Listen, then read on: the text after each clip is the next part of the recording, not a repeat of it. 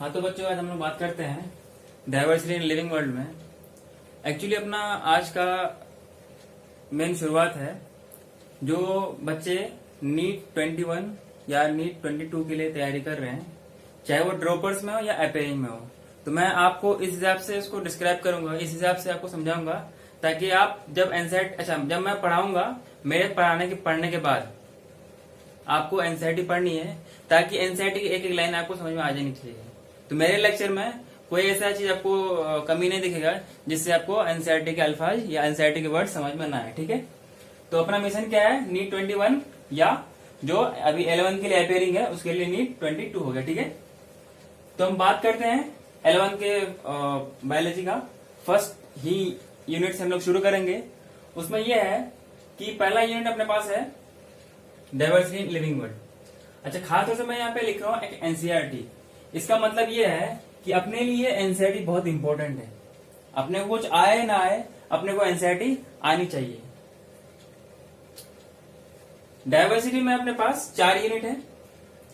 Diversity एक unit है, इनमें अपने पास 4 चैप्टर है। ठीक है, तो हम पहले चैप्टर को शुरू करने से पहले थोड़ा कुछ हम बेसिक पे जाते हैं और थोड़ा हम अपना प्रीवियस टाइम्स या फिर कुछ हिस्ट्री टाइप को हम उसको थोड़ा डिस्कवर करते हैं और रिकवर करते हैं। तो इससे हम बायोलॉजी को अलग अलग तरीके से डिफाइन करते हैं। ठीक है, बायोलॉजी क्या होती है? एक तरीके से हम इसको इस तरीके से डिफाइन कर सकते हैं कि it is the science of life forms and life process which exist on earth. ठीक है, या फिर इसको इस तरीके से भी डिफाइन कर सकते हैं कि story of life on earth, या फिर ऐसा भी कह सकते हैं story of evolution of living organism on earth. कहने का मतलब ये है कि जो भी इस जमीन पे या इस पृथ्वी पे, इस अर्थ पे जो भी लाइफ एग्जिस्ट करती है, सिंपली एक स्टेप पे नहीं होती है। इसके अंदर ह्यूज या बहुत सारे स्टेप्स होते हैं, तो जाके ये अपना एक किसी ऑर्गेनिज्म से, अभी का ऑर्गेनिज्म किसी एंशिएंट टाइम के ऑर्गेनिज्म से अभी का ऑर्गेनिज्म एग्जिस्ट करता है। एक है स्टोरी ऑफ इवोल्यूशन। ऑर्गेनिज्म कहीं ना कहीं से शुरुआत हुई है एंशिएंट टाइम में, कहीं कुछ ना कुछ और था, सिंपलर था। तो मिलियंस एंड मिलियंस या बिलियंस ऑफ ईयर्स के इवोल्यूशन के बाद तो जाके अब एक कम्प्लेक्स ऑर्गेनिज्म अर्थ में एग्जिस्ट करती है। जो रिसेंट टाइम में ऑर्गेनिज्म एग्जिस्ट करती है वो काफी कम्प्लेक्स में आते हैं। पहले सिंपलर हुआ करते था। As the passage of time the organism became more complex. ठीक है, अच्छा आगे हम बात करते हैं टैक्सोनॉमी के बारे में। किसके बारे में? टैक्सोनॉमी ये होती है। अच्छा, टैक्सोनॉमी को हम अलग अलग तरीके से डिफाइन कर सकते हैं। आगे जब हम पहला चैप्टर पढ़ेंगे इसको हम और तरीके से भी डिफाइन करेंगे। ठीक है, तो इसको हम, अच्छा, टैक्सोनॉमी ये भी होती है कि अलग अलग सेट ऑफ रूल्स एंड कुछ प्रोसीजर होते हैं, इन सब का कलेक्टिव स्टडी को जब हम क्लासिफाई के लिए इस्तेमाल करते हैं, किसके? Rules and procedure of classification को जब हम स्टडी करते हैं, इसको बोलते हैं टैक्सोनॉमी। तो ये वाली चीज हम चैप्टर फर्स्ट में पढ़ेंगे, जब उसको आपको मेंशन कर देंगे कि हम चैप्टर फर्स्ट शुरू कर चुके हैं। ठीक है, या ये जो हम पढ़ा रहे हैं अभी, ये चैप्टर पहला शुरू होने से पहले इसको हम देख रहे हैं। ठीक है, तो टैक्सोनॉमी क्या होती है? Systematic and monumental.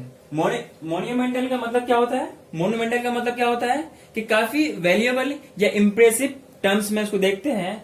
और सिस्टमेटिक का मतलब क्या है? एक पार्टिकुलर अरेंजमेंट के साथ। सिस्टमेटिक का मतलब क्या होता है कि पार्टिकुलर अरेंजमेंट के साथ, या and monumental description of life, जिंदगी का एक अच्छी तरीके से सिस्टमेटिक तरीके से अरेंज करना of life forms made by human being, जो कि मेड टू, जो इंसान को इस हिसाब से बनाए जिनकी वजह से एक जो डिटेल सिस्टम तैयार किया गया, जिनके थ्रू हम आइडेंटिफिकेशन को पढ़ते हैं, नोमेनक्लेचर को पढ़ते हैं और क्लासिफिकेशन को पढ़ते हैं।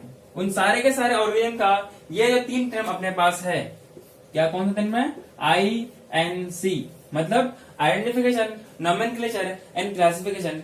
इन तीनों टर्म को हम आगे जब अपना पहला चैप्टर शुरू होगा उसको हम डिटेल से पढ़ेंगे। ठीक है, जब हम इन तीनों चीज का डिटेल स्टडी करते हैं और एक प्रॉपर सिस्टम के साथ, उसको हम क्या बोलते हैं? टैक्सोनॉमी।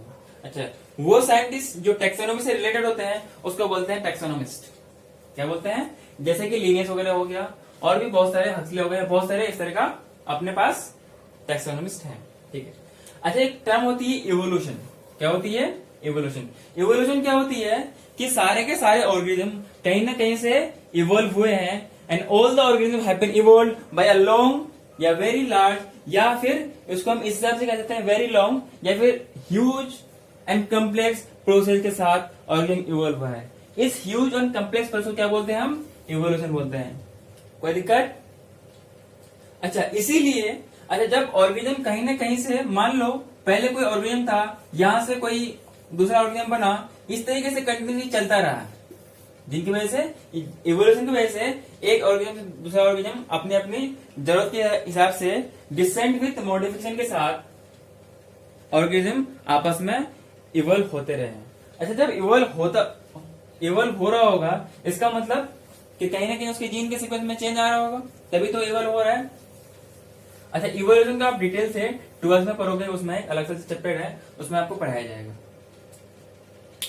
जब इवोल्यूशन है तो इसका मतलब कि कहीं ना कहीं जीन के सीक्वेंस में चेंज आ रहा होगा, जिनकी वजह से क्या होता है कि थोड़ा बहुत, मान लो 99 पॉइंट समथिंग का जीन का पूरा कंपोजिशन पूरा सेम होता है, उनके पॉइंट 0 या पॉइंट समथिंग क्या होता है कि कुछ वेरिएशन होता है, जिनकी वजह से अपने यूनिवर्स पे, अपने अर्थ पे ह्यूज नंबर पे अलग अलग डाइवर्सिटी ऑफ ऑर्गेनिज्म्स एग्जिस्ट करते हैं। That's why they are all related to each other. कहीं ना कहीं आपस में जेनेटिक लेवल पे कहीं ना कहीं आपस में रिलेटेड होते हैं। इनके साथ साथ ये क्या करते हैं, कुछ कॉमन कैरेक्टर्स को, कुछ कॉमन जेनेटिक मटेरियल को शेयर करते हैं। क्यों?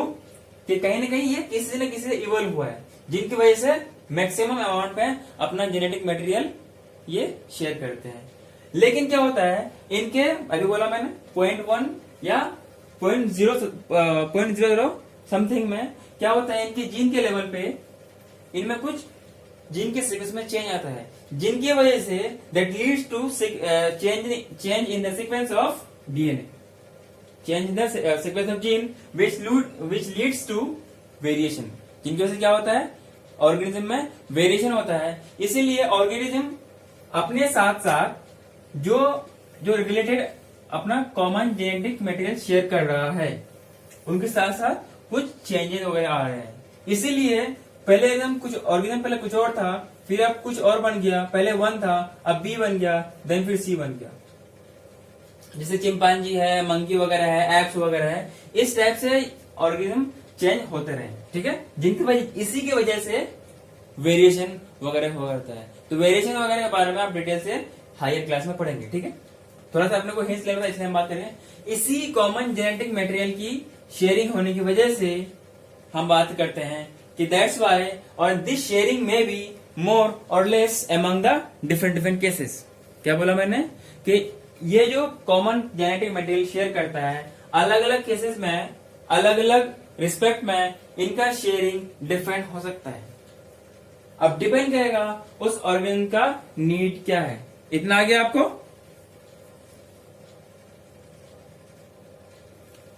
अच्छा, एक चीज क्या होता है, एक चीज अपने पास होता है आपका एंथ्रोपोसेंट्रिक। क्या होता है? एंथ्रोपोसेंट्रिक। ये एक इंसान के पास एक टाइप का व्यू होता है, मतलब इंसान किस हिसाब से देखता है, ठीक है। तो ये आपका एंजाइटी के टाइम में मैं आपको समझा रहा हूं। ये मतलब होता है कि वो मतलब कि जब एंशिएंट टाइम में जो सोसाइटी अपने पास अपने इस यूनिवर्स पे एग्जिस्ट कर रही थी, तो ये अपने बारे में ये सोचता था कि मैक्सिमम वैल्यूएबल ऑर्गेनिज्म जो है वो ह्यूमन है। मैक्सिमम बेनिफिट के लिए वो ह्यूमंस के बारे में ही सोचते थे, किसी और ऑर्गेनिज्म को इतना वैल्यू नहीं दे पाते थे। तो इसी तरह के व्यू रखने वाले सोसाइटीज को, इस तरह के व्यू रखने वाले सोसाइटीज को हम क्या बोलते हैं? एंथ्रोपोसेंट्रिक व्यू बोलते हैं। मतलब जो एंशिएंट टाइम में जो पहले के पूर्वज वाले समाज था, उन सबके लोग क्या बोलते हैं? हम एंथ्रोपोसेंट्रिक व्यू बोलते हैं। हाँ तो बच्चों, अब हम बात करेंगे कि ऑर्गेनिज्म है अलग अलग टाइम की रिस्पेक्ट में हम इसको अलग अलग वक्त के ऑर्गेनिज्म की बात करेंगे। एक तो अपने पास पास्ट है, एक प्रेजेंट है और एक फ्यूचर है। कहने का मतलब कुछ ऑर्गेनिज्म है, कुछ पास्ट के हैं, कुछ प्रेजेंट के हैं और कुछ फ्यूचर के हैं। मतलब जो हमारे पूर्वज थे उसको हम पास्ट बोल रहे हैं, जो अभी हम प्रेजेंट है इसको हम, जो अभी इस यूनिवर्स पे एग्जिस्ट कर रही है इसको हम प्रेजेंट पे ले रहे हैं, और जो आने वाली जनरेशन है वो फ्यूचर पे चला है।